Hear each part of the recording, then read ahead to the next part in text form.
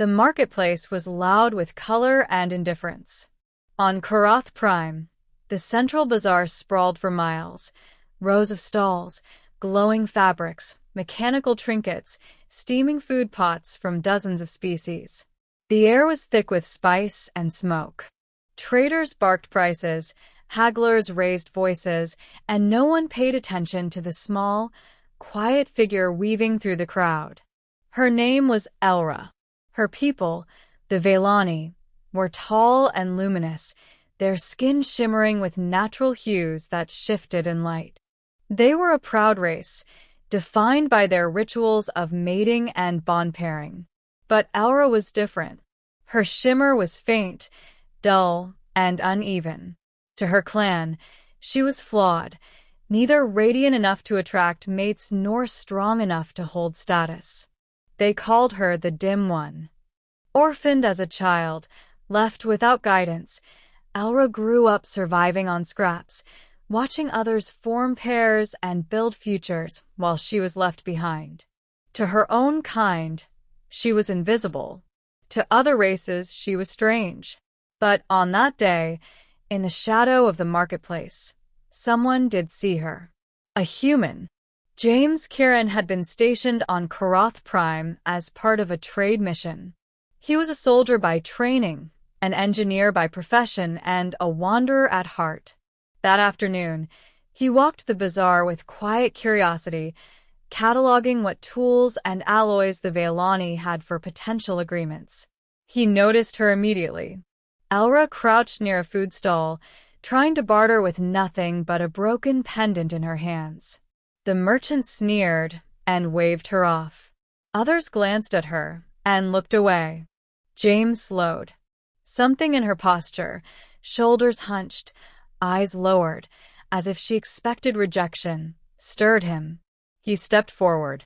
"Hey." She flinched, eyes darting up. Her voice was soft, accented. "You speak?" "I speak," James said gently. "You hungry?" She blinked, wary. "Yes." He bought 2 skewers of roasted fruit and handed her one. She took it hesitantly, as though expecting him to snatch it back. When she tasted it, her expression broke into something he hadn't expected. Pure gratitude, raw and unguarded. No one else looked. No one cared. But James couldn't stop looking. They met again the next day. James found her sitting by the canals, watching boats drift by. Her pendant dangled from her fingers, the same broken piece she'd tried to trade. "You following me?" he teased lightly. She shook her head. "No." "You're different." "Different good or different bad?" Her lips twitched in the ghost of a smile. "Different scene." He sat beside her. "What's your name?" "Elra." "James," he said, offering a hand. She stared at it, confused, until he explained. When she finally touched it, her fingers were cool and trembling. Day by day, they spoke more. She told him fragments of her story, how no male of her kind saw her as a true female, how she was always overlooked, how she dreamed of leaving but had no means. "You don't glow like the others," James said once, "but you don't need to." Her eyes widened, as if no one had ever said such words to her. Weeks passed and whispers followed. Humans were rare on Karath. Seeing one with a Velani orphan stirred gossip. James ignored it, but Elra shrank under the stares. "Why are you near me?" she asked one evening. "They will mock you too." James met her gaze steadily. "Because I want to be." "You don't understand," she whispered. "No one sees me as female, not even my own. I am nothing." "You're not nothing." His voice was firm. "I see you, and I know what I see." Her breath caught. "And what do you see?" "A woman who deserves more than the shadows." The silence that followed was heavier than any words. The bond grew. James taught her human customs, how to shake hands, how to laugh at jokes, how to walk without bowing her head. Elra showed him the hidden corners of Karath, The gardens where flowers glowed at night, the river caves where crystals hummed with energy. They fit, imperfectly but surely. Yet, one evening in the marketplace, a Velani male blocked their path. Tall, radiant, his shimmer bright and flawless. His lip curled at the sight of them. "You walk with her, human," he sneered. "She is no mate. She is dim, unworthy." James felt Elra stiffen beside him. She lowered her head in shame.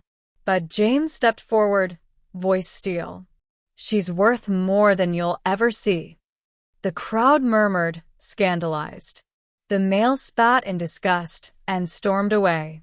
Elra's hands shook. "Why did you?" "Because it's true," James said. She looked at him, eyes glistening. "You really mean it?" "I do." That night she made a choice. Under the glowing trees outside the city, Elra stood with him, the pendant in her hand. "My parents gave me this before they died," she whispered.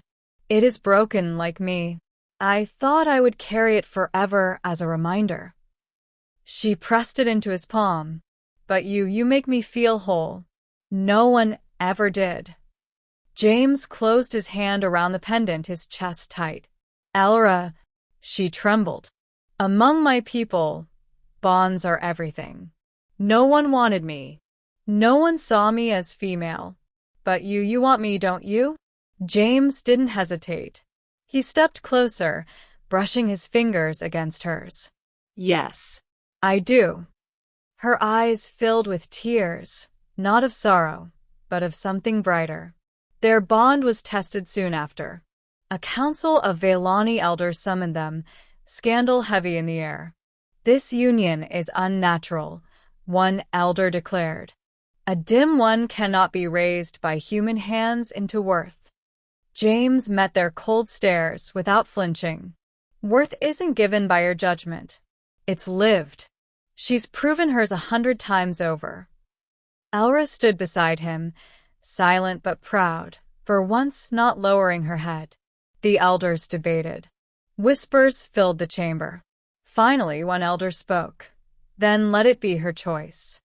All eyes turned to Elra. Her voice trembled, but it did not break. "I choose him. No one else ever saw me. He did. He made me believe I could be more." Gasps rippled through the chamber, but no one challenged her. And so it was. In the days that followed, gossip gave way to silence, silence to reluctant acceptance. Elra walked with her head higher. James stayed by her side, not as savior, but as partner. One evening, under the same glowing trees where she had given him her pendant, Elra whispered the words that sealed their bond. "No one wanted me. No one saw me as a true female. But you saw everything. You chose me." James cupped her face gently. "And I'll keep choosing you. Every day." She leaned into him, her glow faint but steady, no longer ashamed. For the first time in her life, she was not the dim one. She was simply Elra, seen, wanted, loved.